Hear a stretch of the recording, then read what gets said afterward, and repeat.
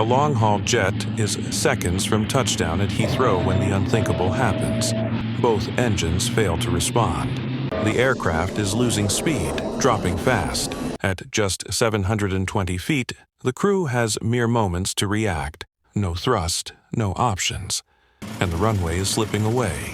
On January 17, 2008, British Airways Flight 38, a Boeing 777-236ER, a state-of-the-art, long-haul, twin-engine jet known for its safety and reliability, registered as G-YMMM, departed from Beijing Capital International Airport at 10:09 a.m. local time, 0209 GMT. The scheduled flight to London Heathrow Airport covered approximately 8,100 kilometers, with an expected duration of about 11 hours. The cabin crew included Senior Purser Sharon Eaton and Purser Connie Malm, leading a team responsible for passenger safety and comfort. The flight crew included Captain Peter Burkill, the pilot in command, who had around 12,700 total flight hours, including 8,450 hours on the Boeing 777. Senior First Officer John Coward, the co-pilot, was highly experienced and would later play a crucial role in the aircraft's final moments. Third Officer Conor Magenis was also on board, serving as an additional flight crew member for the long-haul journey. The flight path traversed diverse and challenging environments. After departure, the aircraft headed northwest, crossing the vast expanses of Mongolia, continuing over Siberia and Scandinavian airspace. The aircraft cruised at altitudes between 34,800 and 40,000 feet, flight levels 348 to 400, where outside temperatures can plummet below minus 60 degrees Celsius. Aware of the extreme cold, the crew diligently monitored the total air temperature, TAT, and static air temperature, SAT, readings.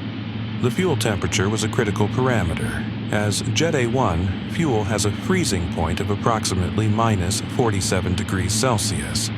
Throughout the flight, the fuel temperature remained above minus 34 degrees Celsius, well within safe limits, negating the need for altitude adjustments to seek warmer air. As Flight 38 entered UK airspace, it initiated its descent towards London Heathrow, one of the world's busiest airports. The crew received vectors from air traffic control to align with the Instrument Landing System, ILS, for runway 27 left. The aircraft was configured for landing. Flaps were extended to 30 degrees to increase lift at lower speeds, and the landing gear was deployed. The auto-throttle system managed engine thrust to maintain the appropriate approach speed, while the autopilot ensured the aircraft remained on the correct glide path and localizer, guiding it laterally and vertically towards the runway. At an altitude of approximately 720 feet above ground level and about 2 miles from the runway threshold, the auto-throttle commanded increased thrust to maintain the glide slope. However, both Rolls-Royce Trent 895-17 engines failed to respond, remaining at idle power. This unexpected lack of thrust led to a decrease in airspeed. The autopilot attempted to compensate by adjusting the aircraft's pitch. As the airspeed continued to drop, the autopilot increased the nose-up attitude to maintain altitude, which paradoxically led to a further decrease in speed. Upon reaching an altitude of 150 feet and an airspeed of approximately 108 knots, well below the target approach speed, the autopilot disengaged automatically. This disengagement occurred because the system could no longer maintain the commanded flight parameters due to the insufficient thrust and resulting low airspeed. With the autopilot disengaged, First Officer Coward took manual control of the aircraft. Recognizing the critical situation, he pushed the control column forward to lower the nose, attempting to regain airspeed and prevent an aerodynamic stall. The airspeed low warning had already sounded, indicating the severity of their predicament. Concurrently, Captain Burkill assessed options to extend the aircraft's glide distance. He made the decision to retract the flaps from 30 degrees to 25 degrees. Flaps, while increasing lift, also increased drag. By reducing the flap setting, drag was decreased, allowing the aircraft to glide slightly farther. This action was a calculated risk, as it also reduced lift, but in their current situation, extending the glide was paramount to reaching a survivable landing area. Despite these efforts, the aircraft's airspeed continued to decay, and the stick shaker, a device that warns pilots of an impending stall by vibrating the control column, activated. The crew's training and experience were critical as they managed the delicate balance between maintaining airspeed and controlling the descent path. Realizing that reaching the runway was unlikely, the crew aimed for the grass area just short of runway 27 left. At 12:42 p.m. local time, the aircraft passed just above the residential street of Myrtle Avenue, narrowly clearing the rooftops. It then overflew the A30 road and Heathrow's southern perimeter road, descending rapidly. The aircraft impacted the ground approximately 270 meters short of the runway threshold. The main landing gear struck first, and due to the force of the impact, the nose gear collapsed.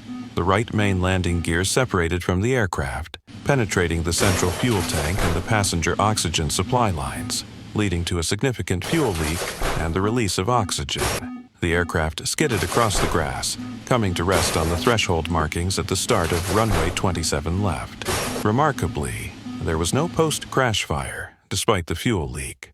The cabin crew immediately initiated an emergency evacuation. Senior Purser Sharon Eaton and Purser Connie Malm led the evacuation efforts, deploying slides and assisting passengers. All 136 passengers and 16 crew members survived the crash. One passenger sustained serious injuries, including a concussion and a broken leg, while 4 crew members and 8 passengers suffered minor injuries. Emergency services arrived promptly, providing medical assistance and ensuring the safety of all on board. The effective response of both the crew and emergency personnel contributed significantly to the positive outcome of this. Following the crash landing of British Airways Flight 38, the UK's Air Accidents Investigation Branch, AAIB, launched an extensive inquiry. With no signs of mechanical failure, fuel exhaustion, or bird strikes, investigators turned their attention to the fuel system. Data from the Flight Data Recorder, FDR, showed that both Rolls-Royce Trent 895 engines failed to produce thrust when needed. The engines were still running, but starved of fuel. Investigators found that small amounts of water in the fuel had frozen into ice crystals during the long cruise through extreme cold. Over time, these ice formations accumulated in the fuel system. As the aircraft descended into Heathrow and the engines required more fuel, the ice suddenly dislodged and clogged a key section of the fuel oil heat exchanger. This restricted fuel flow to the engines at the worst possible moment. With insufficient fuel reaching the combustors, both engines failed to deliver thrust, causing the rapid loss of airspeed. This phenomenon, fuel system ice accretion and sudden release, had never been documented before. As a result, Boeing and Rolls-Royce redesigned the fuel system to prevent similar blockages. The modifications were made mandatory across the global 777 fleet, ensuring that no other aircraft would experience the same issue. Despite the failure, the crew's quick thinking and skillful handling of the emergency prevented a far worse disaster, earning them worldwide recognition for their actions.